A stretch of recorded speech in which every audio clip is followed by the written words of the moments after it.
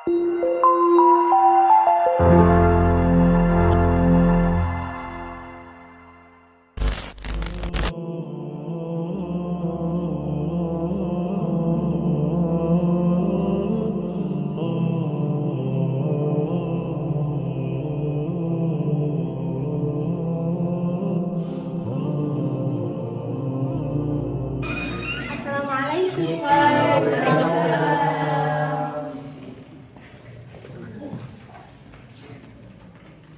Apa kabarnya hari ini anak-anak? Alhamdulillah, luar biasa. Allahu Akbar. Sebelum kita mulai pembelajaran, kita berdoa dulu ya. Silakan Iqbal untuk dipimpin doanya. Iya Bu. Isti'adah. Siap. Doaan. Bismillahirrahmanirrahim. Rabbi zidni ilma warzuqni fahma. Assalamualaikum warahmatullahi wabarakatuh. Kita absen dulu ya. Iya Bu. Acep Jaki. Sakit Bu katanya. Ya. Kemudian Delia. Hadir Ibu. Ya. Alhamdulillah ya anak-anak, hari ini merupakan pertemuan kita yang ketiga. Nah, pada pertemuan kita yang ketiga, kita akan membahas tentang Al-Quran adalah wahyu Allah. Sekarang boleh kalian persiapkan dulu ya pensil dan juga bukunya. Kita baca bukunya.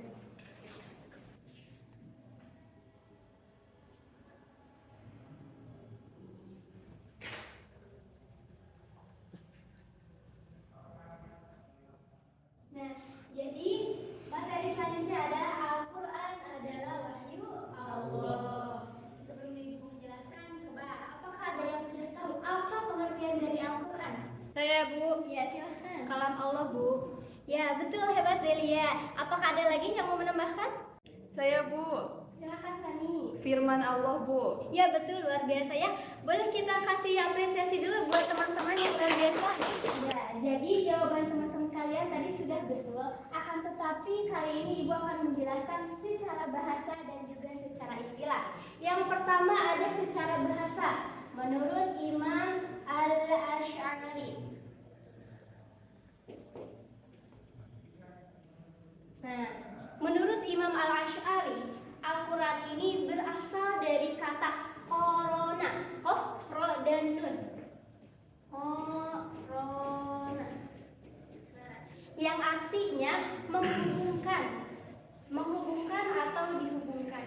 Jadi, Al-Quran adalah nama dari kumpulan wahyu Allah yang diturunkan atau diberikan melalui Nabi Muhammad SAW. Nah, ini juga dibuktikan dengan adanya surah-surah, kemudian ayat-ayat dan juga huruf-huruf Al-Quran yang saling menghubungkan, yang saling berhubungan gitu. Yang kedua ada Al-Quran menurut Imam Syafi'i. Boleh sambil dicatat ya? Imam Syafi'i. Nah, kalau menurut Imam Syafi'i, bahwasanya Al-Quran ini tidak berasal dari kata apapun, akan tetapi Al-Quran ini memang sejak awal sudah ada namanya dari Allah Subhanahu wa Ta'ala. Seperti nama-nama kitab terdahulu, seperti kitab Taurat, kemudian kitab Zabur dan juga kitab Injil. Selanjutnya ada nama lain dari Al-Quran. Ke dalam materi yang kedua ada nama lain dari Al-Quran. Yang pertama namanya adalah Al-Huda. Nah, yang pertama Al-Huda. Al-Huda artinya petunjuk. Maksudnya dengan adanya Al-Quran bisa menjadikan pedoman hidup bagi kita, kemudian petunjuk bagi kehidupan kita sehari-hari. Yang kedua nama lain dari Al-Quran adalah Al-Furqan. Nah, Al-Furqan, apa itu Al-Furqan? Al-Furqan artinya pembeda. Maksudnya adalah pembeda antara yang hak dan juga yang batil. Dengan adanya Al-Quran, kita dapat mengetahui apa itu perbuatan yang benar dan mana perbuatan yang salah, yang tidak sesuai dengan ajaran Islam. Yang terakhir,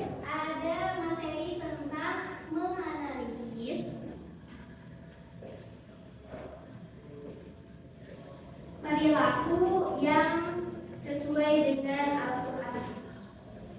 Nah, sekarang kita masuk ke dalam perilaku atau pengamalan. Setelah kita membaca Al-Quran, mengkaji Al-Quran, kemudian kita waktunya untuk mengamalkan Al-Quran. Bagaimana sih orang yang sudah memahami Al-Quran? Nah, ketika seseorang sudah memahami Al-Quran, haruslah dia taat kepada Allah Subhanahu wa Ta'ala. Kemudian berakhlakul karimah dan juga menjauhi perbuatan yang dilarang Allah. Contohnya seperti perbuatan perzinahan. Ya, sampai sini dulu. Apakah ada yang mau ditanyakan? Saya mau bertanya, Bu. Ya, silakan Iqbal. Gini, Bu, Al-Quran itu berapa lama sih, Bu, diturunkannya? Ya, betul. Pertanyaan yang bagus ya, Iqbal. Jadi, Al-Quran itu diturunkan selama 22 tahun, 2 bulan, dan juga 22 hari. Begitu, Iqbal ya. Selanjutnya, apakah ada yang mau bertanya lagi? Saya, Bu. Ya, silakan Delia. Surat yang pertama kali diturunkan apa, Bu? Sama diturunkannya di mana? Ya, bagus ya Delia, pertanyaan yang luar biasa.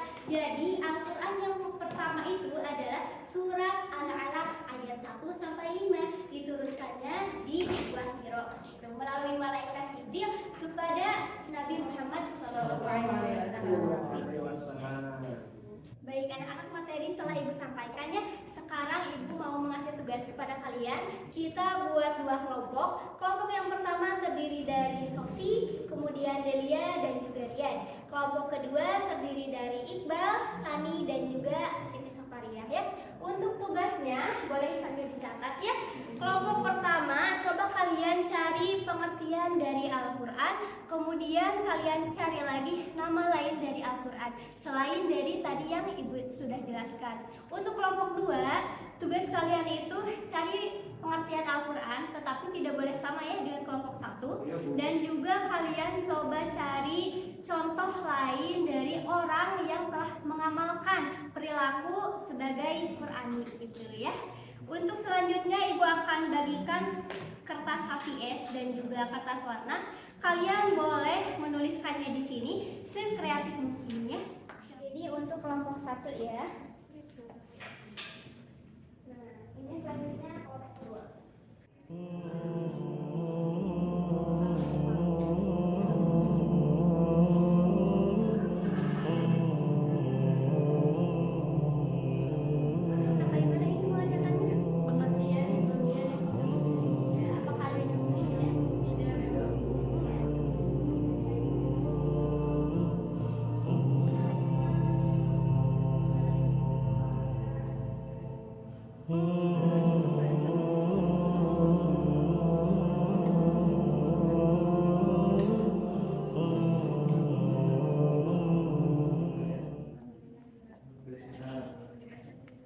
Baik anak-anak, waktunya sudah habis ya. Sekarang kita presentasi dulu. Boleh duduk kembali ke tempatnya masing-masing? Iya, Bu. Ya, yang bagus. Nah, sekarang coba kelompok 1 presentasikan dulu hasil dari diskusi kalian. Bismillahirrahmanirrahim. Assalamualaikum warahmatullahi wabarakatuh. Waalaikumsalam warahmatullahi wabarakatuh. Kami dari kelompok 1 akan mempresentasikan hasil diskusi kami. Untuk pertama akan dibacakan oleh Yadus Solikin. Baik, di sini saya akan menjelaskan tentang pengertian Al-Quran secara bahasa menurut para ulama. Menurut Al-Farrokh, kata Al-Quran adalah lafaz korona yang merupakan bentuk jama' dari kata korina. Indikator pendapat ini didasarkan pada kenyataan bahwa ayat-ayat Al-Quran saling membenarkan antara yang satu dengan yang lainnya. Kemudian pengertian Al-Quran menurut Al-Juzaz, kata Al-Quran berasal dari kata Al-Quru yang artinya mengikuti susunan pola atau wazan.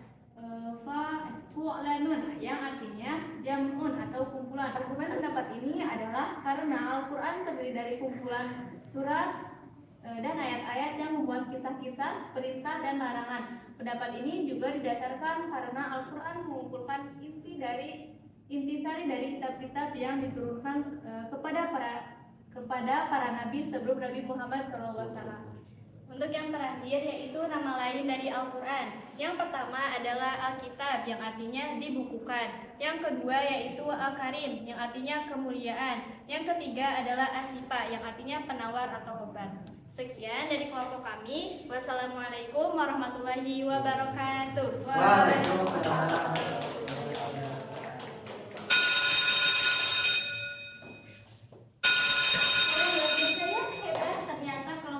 Sudah bisa mempresentasikan dengan baik. Untuk kelompok 2 karena sudah bel, kita lanjut di minggu depannya. Tapi sebelum itu coba Ibu ingin mengulang kembali materi tadi yang telah Ibu jelaskan. Siapa yang masih ingat apa saja pengertian dari Al-Quran? Saya Bu. Ya, silakan Iqbal. Pengertian Al-Quran menurut Imam Asy'ari ialah berasal dari kata corona yang berarti menggabungkan. Sedangkan menurut Imam Syafi'i Al-Quran tidak berasal dari kata apapun. Itu saja Ibu mungkin. Ya betul sekali. Boleh kita kasih apresiasi dulu? Hebat. Untuk selanjutnya masih ada 2 pertanyaan, yaitu siapa yang masih ingat apa saja nama lain dari Al-Quran? Saya Bu. Ya, silakan Sofi. Nama lain dari Al-Quran yang pertama itu Al-Huda artinya petunjuk, dan yang kedua itu Al-Furqan artinya pembeda. Wah, luar biasa hebat. Pertanyaan terakhir, siapa yang masih ingat bagaimana perilaku orang yang telah memahami Al-Quran? Saya Bu. Ya, silakan kita Soparia. Berakhlak mulia dan menjauhi perbuatan zina. Wah, luar biasa ya. Baik anak-anak, alhamdulillah untuk pertemuan kali ini sudah selesai. Jadi dapat kita simpulkan bahwasanya Al-Quran adalah kitab Allah yang diturunkan kepada Nabi Muhammad SAW secara berangsur-angsur. Ya, jadi tidak secara langsung gitu. Dan Al-Quran juga memiliki beberapa